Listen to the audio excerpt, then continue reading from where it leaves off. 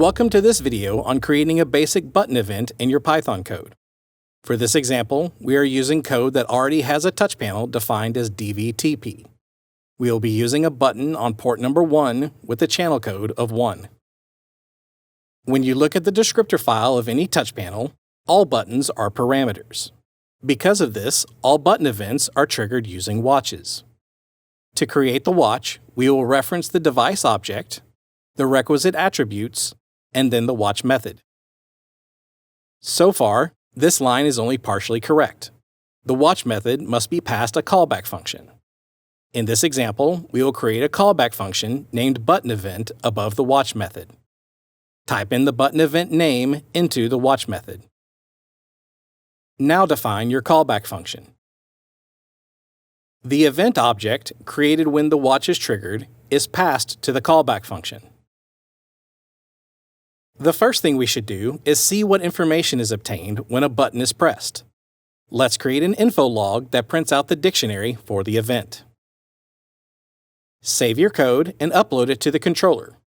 Once it is finished, attach to the program and press your button. Notice when you press the button, you get two separate messages in your output bar. Let's look at the information we received. The first piece of information is the source object of the event. The second is the ID. In this case, the ID is the channel number of the button. Next is the path of the button that was pressed. Notice it matches the port and button number of the button you pressed. After that, we have the device that triggered the watch event, in this case, dvtp.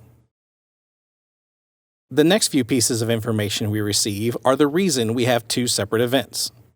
When it comes to button presses, pushing a button is one event, and releasing the button is a different event. These events produce Boolean values of true for a push and false for a release. Now that we know what triggers a watch event on a button and the values produced by these events, we need to write the body of our callback function to utilize that information. Usually, we would only want to trigger our button event off of either the push or the release. In this example, we will use the push. Creating a conditional that only triggers on the true value turns this button event into a push event. Conversely, if your conditional were set to false, it would only trigger on the release of the button. From there, we can enter the rest of our code. For this example, we are just going to write a simple info log of button pushed. Save your code and upload it to the controller. Once it is uploaded, press your button. Notice that now you only receive one event per button press, and it is only triggered when you push the button. That's it for this video. For more news and product information, visit us at our website at amx.com. For troubleshooting tips, FAQs, and code examples, visit our Anytime Help Center at help.harmonpro.com.